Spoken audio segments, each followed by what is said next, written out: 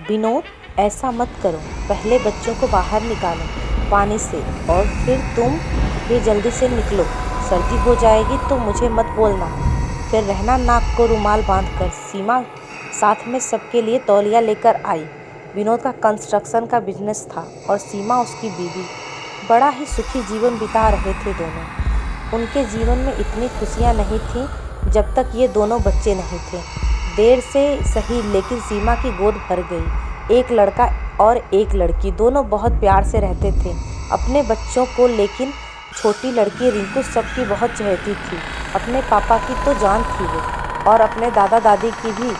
सारा परिवार मिलजुल कर रहता था। विनोद और बच्चों का नहाना हो गया था। सब खाने के टेबल पे आ गए थे। खाना हुआ और सब अपने रूम में चले गए। विनोद बाहर ही बैठा था, तभी उसके पिताजी वहाँ आए। क्या बात है विनोद, क्या सोच रहा है? पिता ने उसके कंधे पे हाथ रखा और बगल में आकर बैठ गए। कुछ नहीं पिताजी, अपना वो नदी का जो पुल बन रहा है ना, उस प्रोजेक्ट के लिए मुझे शायद वहाँ जाकर रहना होगा। यहाँ से आना जाना मुश्किल होगा।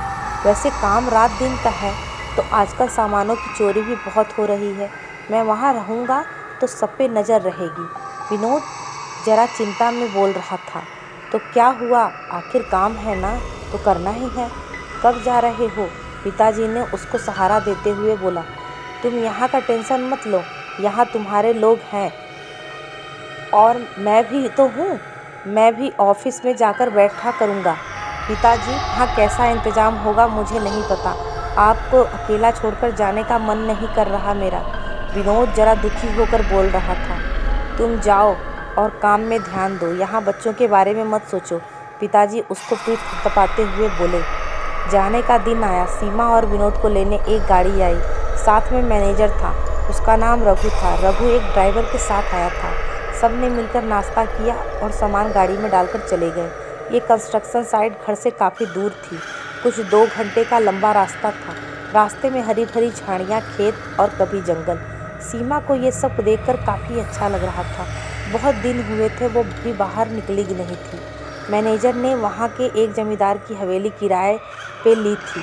बंद थी तो सस्ते में मिल गई। गेट के अंदर जाते ही नंदू और कमला दोनों भागते हुए आए। नंदू यहाँ सफाई का काम करता था और कमला रसोई के घर का काम और सफाई करती थी। वो दोनों हवेली के गेट के पास बने घर में रहते थे। नंदू भागते हुए आया और गाड़ी के सामान निकाल कर अंदर ले गया। कमला कुछ सामान हाथ में लेकर सीमा को घर दिखाने ले गई। सीमा को घर बहुत पसंद आया। शहर में रहने वालों को वैसे ऐसी जगह बहुत अच्छी लगती है। आते ही विनोद को फ़ोन आया। वो मैनेजर के साथ उसी गाड़ी में बैठकर साइड पे चले गए। यहाँ सीमा पूरा घर देखकर बहुत खुश थी। उसने और कमला ने मिलकर खाना बना लिया था। अब वो शाम को विनोद का इंतज़ार कर रही थी। विनोद आने के बाद पहले नहाने चला गया और बाद में खाना खाने बरामदे में नंदू और कमला के साथ आग जलाकर बात करने लगे। काफ़ी देर बाद सब सोने चले गए। सीमा और कमला बहुत ही अच्छे से बनने लगी। नंदू को जैसे बड़ी बहन मिल गई। वो भी दीदी करके बुलाने लगा। ऐसा कुछ 8-10 दिन बाद सीमा ने घर में एक तहखाना ढूंढ लिया। कमला को पूछा तो उसको इस बात की कोई खबर नहीं थी।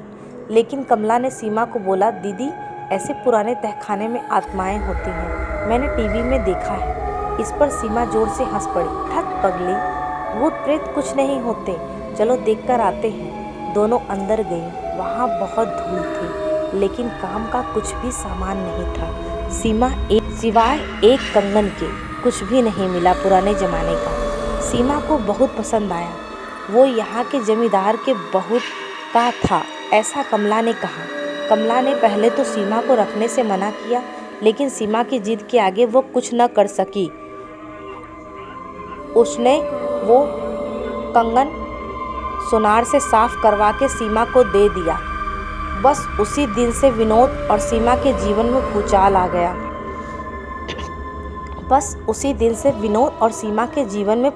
गया।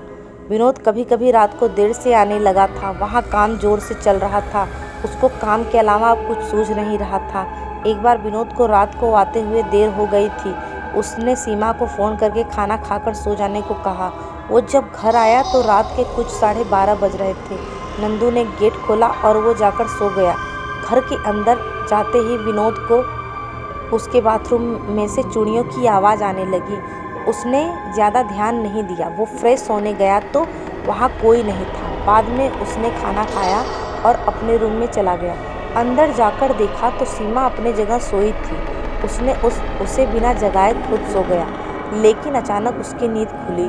उसको दर्द से चिल्लाने की और रोने की आवाज़ आने लगी। उसने आंखें खोली तो सीमा बेड पे नहीं थी। आवाज़ बाथरूम से आ रहा था। देखा कि सीमा वहाँ नीचे गिरी थी, दर्द से चिल्ला रही थी। विनोद ने उसको उठाकर बेड पे रखा। वो एक हाथ में वही पुराना सा कंगन पहने थी।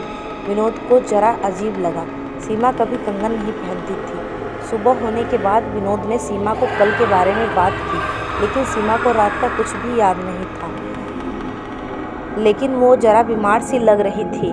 विनोद ने पूछा, सीमा तुम ठीक हो? डॉक्टर के पास चलना है क्या? सीमा ने कहा ना कहते हुए अपने काम में लग गई। दूसरे दिन गांव में बाजार लगता था। विनोद ने कहा, कमला दीदी को बाजार लेकर जाना, उनका मन भी बना रहेगा। तुम्हें भी कुछ चाहिए तो वो दीदी से मांग लेना, वो तुम्हें खरीद कर दे देंगी। कमला ने हंसते हुए हाँ कहा। विनोद अपने काम पे चला गया, लेकिन उसको सीमा का मूड था अलग लग रहा था। साइड पे जाकर भी उसका मन काम में नहीं लग रहा था। वो एक जगह बैठकर सोचने लगा कि वो रात को मुझे वहम हुआ था या वो सब सच था। इधर सीमा तैयारी करके कमला के साथ बाजार चली गई। विनोद ने ऑफिस की गाड़ी भेजी थी। नंदू को घर की रखवाली में रख के गए थे। सीमा ने गांव का बाजार देखा नहीं था। उसने ढेर सारा सामान खरीदा। कमला के लिए चूड़ी और कुछ कपड़े खरीदे। दोनों ने मिलकर भुनी हुई मूंगफली हाथ में ली और अपनी गाड़ी के लिए इंतज़ार करने लगी। तभी कमला को कुछ याद आया। दीदी वो अभी आती हूँ। हमने धनिया तो नहीं लिया है, उसके बिना खाने में मज़ा नहीं आएगा ना। मैं लेकर आती हूँ, आप कहीं जाओ मत, यहीं पे रहो। कमला जैसे ही धनिया लेकर वापस आई, देखा कि बहुत भीड़ लगी है, हल्ला हो रहा है। कुछ औरतें जमा होकर ज़ोर से चिल्ला रही थी, कैसी डायन है ये, मेरी बच्ची चुरा रही थी, मारो इसको। कमला को सीमा कहीं दिखी नहीं तो वो पास में जाकर देखने लगी। उस औरत के बाल खुले हुए थे, धूल मिट्टी से कपड़े भी गंदे हुए थे। जब चेहरा सामने आया तो हे भगवान दीदी आप, अरे मत मारो इनको, ये हमारी दीदी हैं, बहुत बड़े घर की हैं, दूर हो जाओ। दीदी दीदी दीदी, ओ दीदी क्या हुआ ये सब, आपको क्यों मार रहे हैं? अरे ऐसी औरत को मारना ही चाहिए, मेरी लड़की को अपना कहकर उठा के भाग रही थी। एक औरत गुस्से से बोल रही थी। सीमा अपने मुंह में कुछ बोल रही थी, मेरी बच्ची मुझे दे दो। कमला के पल्ले कुछ नहीं पड़ा। उनकी गाड़ी आई और वो दोनों वहाँ से घर वापस आ गए। कमला ने ये बात किसी को नहीं बताई। शाम होते हुए सीमा को बहुत बुखार हुआ, लेकिन वो घर में ही रुकी रही। नंदू ने डॉक्टर बुलाकर लाया, उसने दवाई दी और चला गया। विनोद आज जल्दी आया, साथ में खाना भी खाया। सीमा बिल्कुल ठीक थी अब, लेकिन रात को आज भी जब विनोद को दर्द भरी चीखें और चूड़ियाँ की आवाज़ आई तो उसने मुड़कर देखा। आज भी सीमा बेड पर नहीं थी, सीमा बाथरूम में थी। लेकिन जब विनोद उसको लेने गया तो सीमा ने एकदम डरावनी आवाज़ में पलटकर जवाब दिया, दूर हो जा, अगर मेरी बच्ची को हाथ लगाया तो तेरा खून पी जाऊंगी। उसका ऐसा रूप देख के विनोद तो एकदम से डर गया। उसको अपनी आंखों पर विश्वास नहीं हो रहा था। उसने चीखना चालू किया, नंदू जल्दी आ। नंदू और कमला भागते हुए आए। सीमा का वो डरावना रूप देखकर उसकी भी सांस रुक गई। उसके बाल खुले हुए थे, आंखों से खून आ रहा था, चेहरा इतना भयानक, उस पर फटने के जलने के निशान। कमला अक्का तू इसमें मत आ, तुझसे और नंदू से मेरी कोई दुश्मनी नहीं, मुझे मेरी बेटी दे दो, मैं यहाँ से चली जाऊँगी। ऐसा बोलकर सीमा रोने लगी और बेहोश हो गई। कमला यह देख के एकदम से सुन्न हो गई। वो बाहर भागी। नंदू और विनोद भी साथ में भागे और दरवाज़ा बंद कर दिया। यह सब क्या है कमला, मुझे कुछ बताओगी? तुम्हें वो अक्का क्यों बोली? विनोद ने ज़रा गुस्से से पूछा। वो वापस आ गई साहब, वो वापस आ गई अपना पुराना बदला लेने। मैं बोलूँ कि मुझे अक्का कोई दूसरा नहीं बोल सकता, एक ही थी, वो आ गई साहब, अपनी लड़की की मौत का बदला लेने आ गई। वो अब किसी को नहीं छोड़ेगी। कल बाजार में भी दीदी कह रही थी कि मेरी बच्ची मुझे दे दो। ऐसा कहकर कमला रोने लगी। नंदू कमला के पास जाकर बैठ जाता है। विनोद तो पूरा पागल हो चुका था। कमला क्या बोल रही थी कुछ समझ नहीं आ रहा था। कमला ने बताना चालू किया, साहब ये जो हवेली है ना, वो जमींदार बड़ा ही निर्दयी आदमी है। उसने अपनी बहू और बेटी को अपने हाथों से मार डाला। हम दोनों गवाह हैं साहब, लेकिन गरीब की कौन सुनता है। डर और गरीबी के कारण हमने अपना मुंह बंद रखा। विनोद तो थोड़ा शांत हो रहा था। कमला आगे बता रही थी, उससे उस जमींदार का एक लड़का था, रौनक नाम का। साहब नाम जैसा उसका स्वभाव था, अपने पिता से और माँ से अलग। जहाँ माँ बाप गरीबों को दूर करते, रौनक सब में सबके साथ बैठता। उसका ये स्वभाव घर वालों को बिल्कुल भाता नहीं था। रौनक को शांति पसंद थी, जो एक मजदूर की लड़की थी। वो शादी करना चाहता था। घर वालों के खिलाफ उसने शांति से शादी कर ली, लेकिन उसके घर वालों ने लोगों के सामने तो ये सब सह लिया, लेकिन उस बेचारी पर बहुत जुल्म किए। विनोद ने बीच में कहा, लेकिन इसमें मेरी सीमा की क्या गलती, उसके साथ ये सब। विनोद बड़ा हैरान था। कमला आगे बताने लगी, हाँ साहब, इसमें सीमा दीदी की कोई गलती नहीं है, लेकिन अब वो शांति की आत्मा वापस आ गई साहब, अपना बदला पूरा करने। उस शांति को एक लड़की हुई, बेचारी सारी तकलीफ़ें सहती, लेकिन कभी घर की बात बाहर जाने नहीं देती। रौनक को भी ये सब पता था। उसने अपने माँ बाप को समझाने की बहुत कोशिश की, लेकिन कोई फ़ायदा नहीं हुआ। और एक दिन हाथापाई में शांति की लड़की बहुत जख्मी हुई। डॉक्टर न मिलने से बेचारी बच नहीं पाई। साहब बच्चे का दर्द क्या होता है, हमसे पूछो साहब, हमने बच्चा नहीं है, आप नहीं समझोगे। इतना बोलकर कमला रोने लगी। खुद को संभालकर वो आगे बोलने लगी, अपना बच्चा सामने दम तोड़ दे तो कैसा लगता है साहब।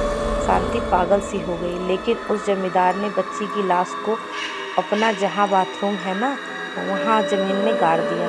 शांति ये सब सह नहीं पाई और बेचारी तड़प के मर गई।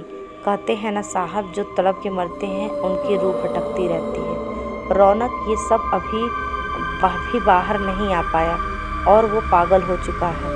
उसको एक खोली में बंद रखता है। वो जमींदार बहुत प्यार करता था रौनक अपनी शांति से और बच्ची से। उस बेरहम जमींदार ने शांति की लाश को भी कहीं गायब कर दिया। उसकी लाश किसी को नहीं मिली साहब। ये सब सुन के विनोद सुन्न सा रह गया। कैसे हैं ये लोग, और अब मैं अपनी बीवी को कैसे बचाऊं, ये सोच में पड़ गया। सुबह होते ही नंदू एक तांत्रिक बाबा को ले आया। उन्होंने समस्या का हल बताया। शांति की आत्मा को मुक्ति देने के लिए पहले शांति को कहाँ गायब किया गया वो देखना पड़ेगा। विनोद ने पुलिस में रिपोर्ट दर्ज की। विनोद ऐसे लोगों को ठीक करना जानता था।